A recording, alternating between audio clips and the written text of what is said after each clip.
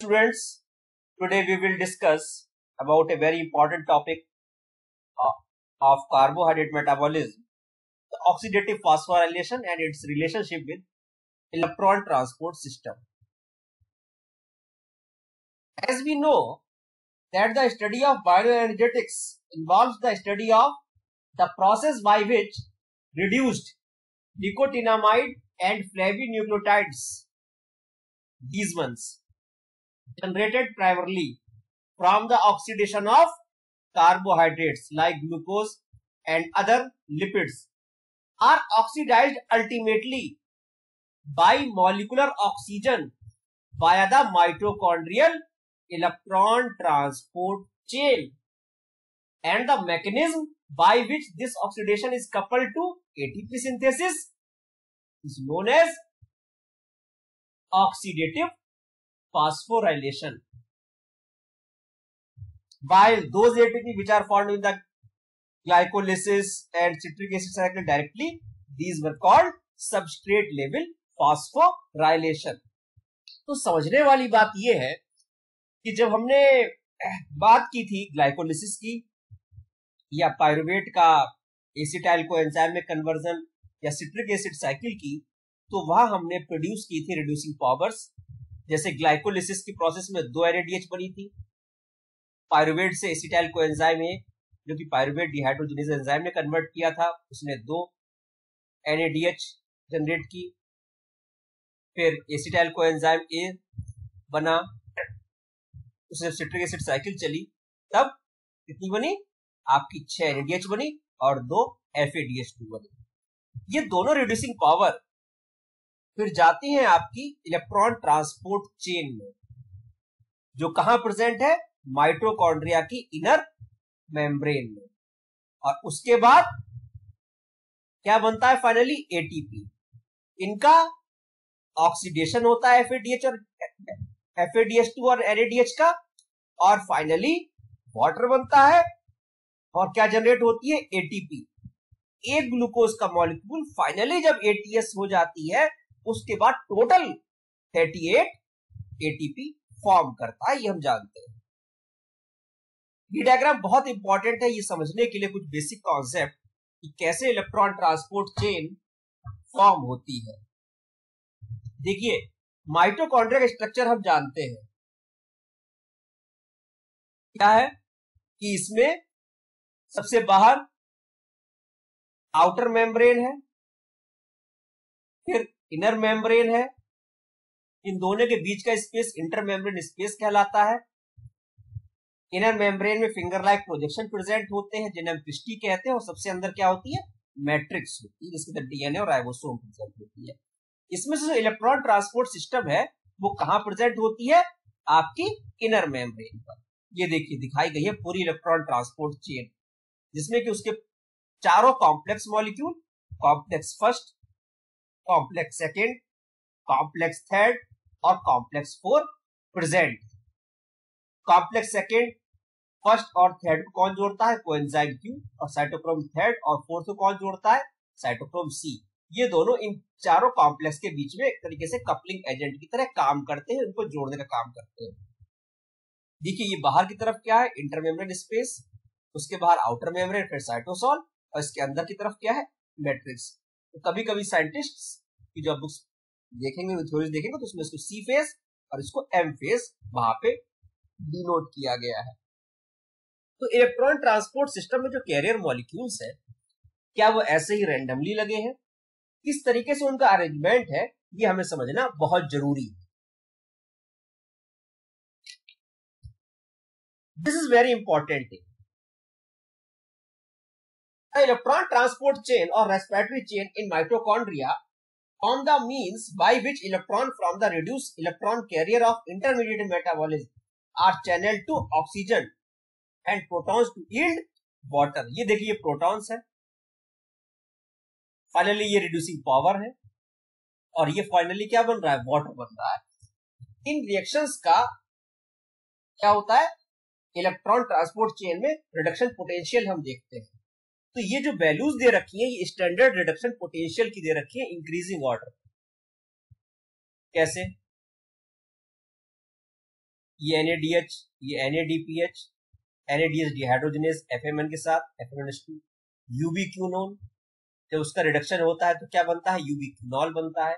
Cytochrome B, ferric form और ferrous form, electron attachment, cytochrome C1, cytochrome C, cytochrome A, cytochrome A3 और ये finally oxygen का molecule. यही इनका order है इलेक्ट्रॉन ट्रांसपोर्ट का। ये हमें समझना बहुत जरूरी है। इस पर क्वेश्चंस अक्सर एग्जाम्स में, कॉम्पिटिटिव एग्जाम में बहुत पूछे जाते हैं कि what is the sequence of electron transport. अगर हमने ये रेडॉक्स पोटेंशियल इनका याद कर लिया हाफ रिएक्शन के अकॉर्डिंग इनका सीक्वेंस, तो we can easily solve the problems of any competitive exam. अब यहां देखने वाली बात यह है कि जो हम बात कर रहे थे कि 4 कॉम्प्लेक्स मॉलिक्यूल्स है वो क्या क्या है। देखिए, दिस इज कॉम्प्लेक्स फर्स्ट, एक तरह से ट्रांस मेम्ब्रेन प्रोटीन की तरह काम करता है। The first complex NADH coenzyme Q oxidoreductase means finally electron NADH से किसके पास तक जाने हैं, कोएंजाइम Q तक जाते हैं। catalyzes the first step of electron transport, namely the transfer of electron from NADH to coenzyme Q. This complex is an integral part of the inner mitochondrial membrane and includes, among other subunits, several proteins that contain an iron sulfur cluster. Iron sulfur proteins present होती हैं and the flavoproteins that oxidize NADH. तो वो protein कौन सी है, FMN, flavin mononucleotide. The reaction occurs in several steps with successive oxidation and reduction of the flavoprotein and the iron sulfur moieties. These. The first step is the transfer of electron from NADH to FMN, that is the flavoprotein, and finally generate FMNH2. Then reduction of iron sulfur protein and finally the reduction of coenzyme Q. That is, coenzyme Q is called ubiquinone.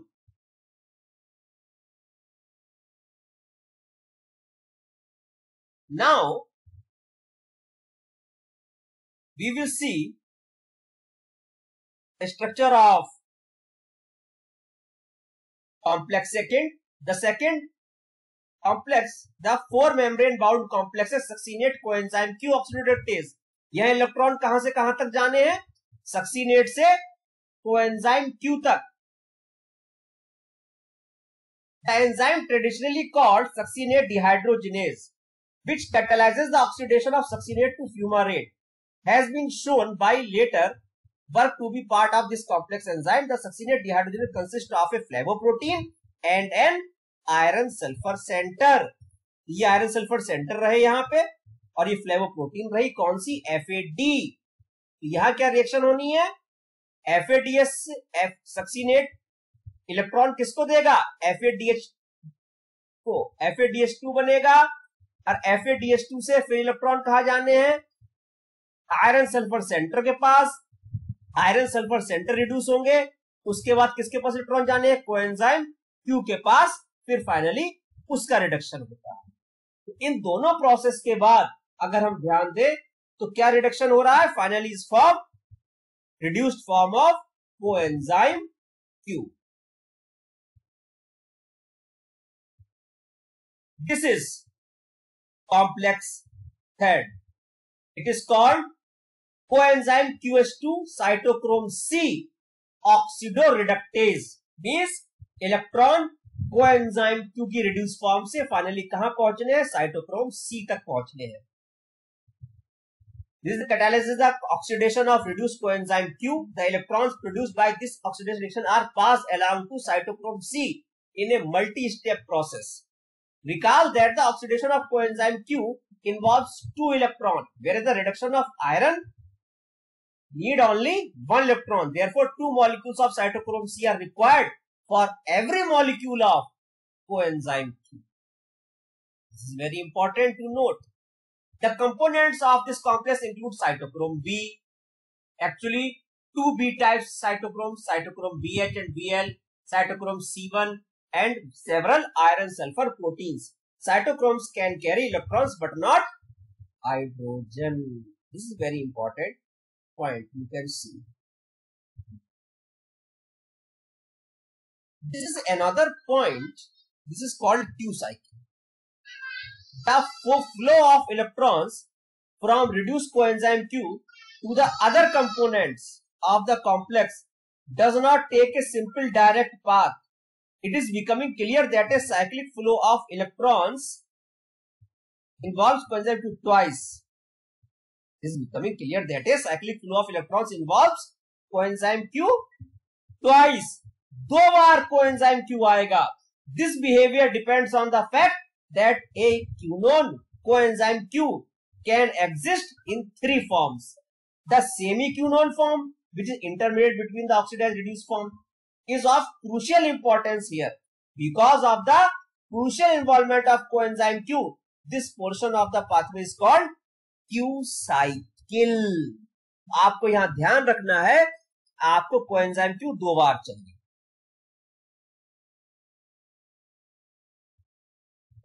Now we will see the reaction QH2 2 cytochrome C1, ठीक है, Q 2 cytochrome C1 और 4 electrons.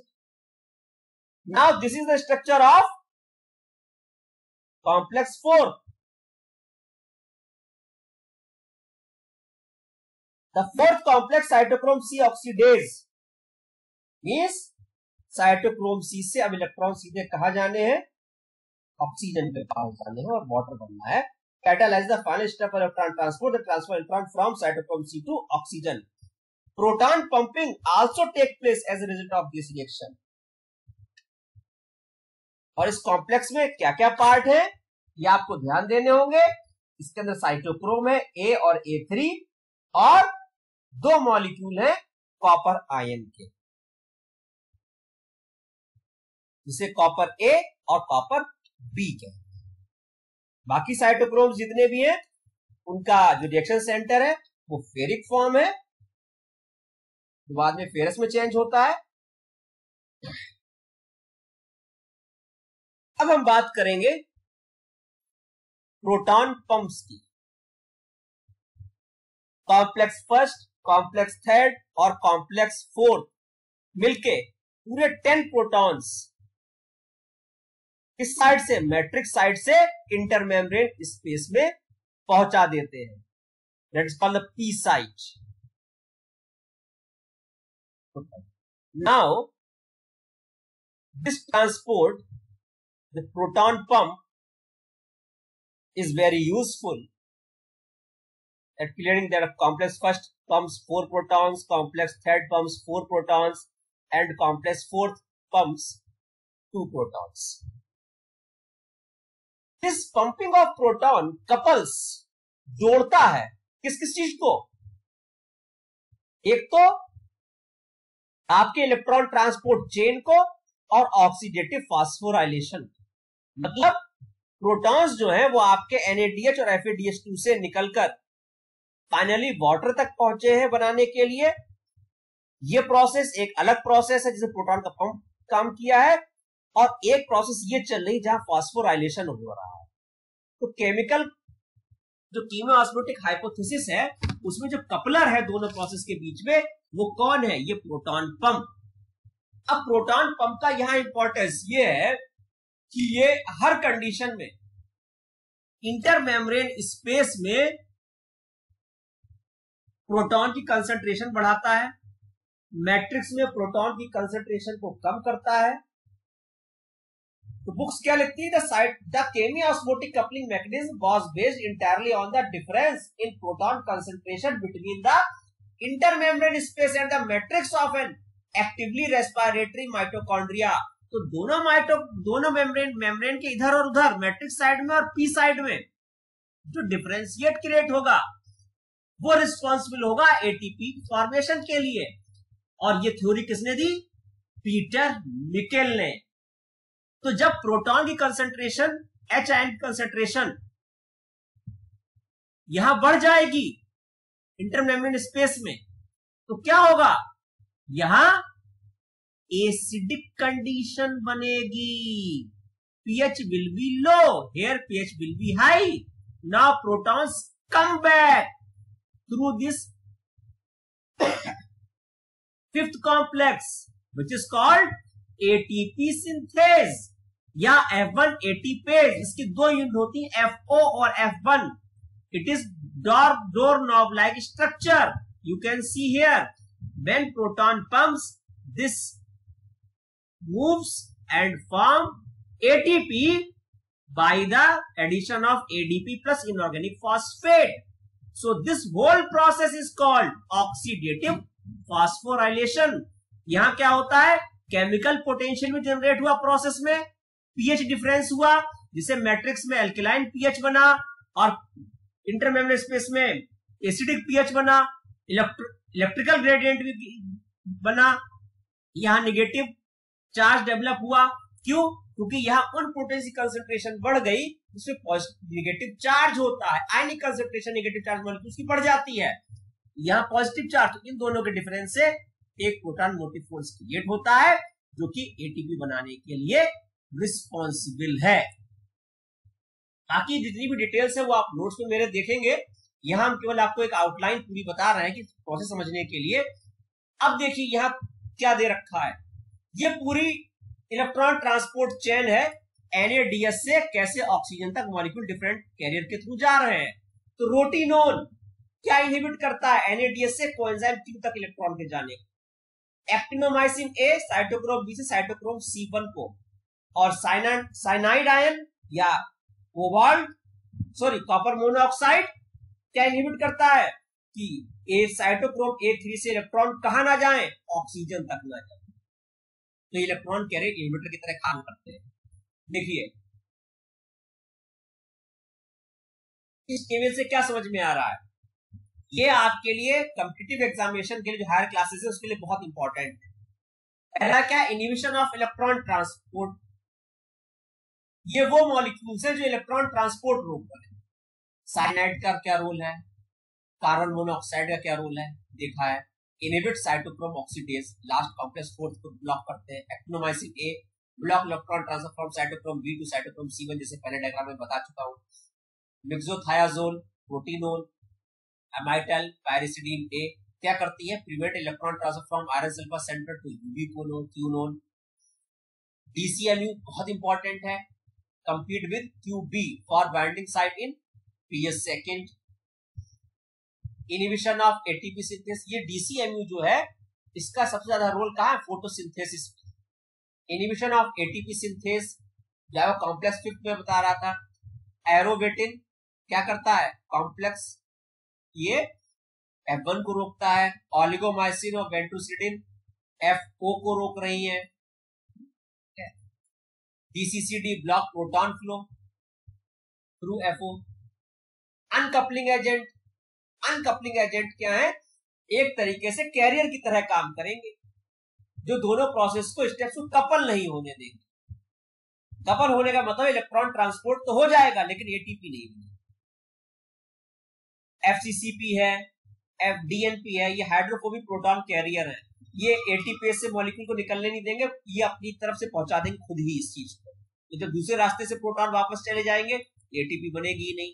वेलिनोमाइसिन proton आइनोफोर की तरह काम करता है। थ्रेबोइन इस brown adipose tissue from proton conducting pores की इनर, ये क्या करती है, प्रोटॉन कंडक्शन के लिए अलग से पोर बना देता है। फिर प्रॉब्लम हो गई क्योंकि प्रोटॉन जब तक यहां से नहीं निकलेगा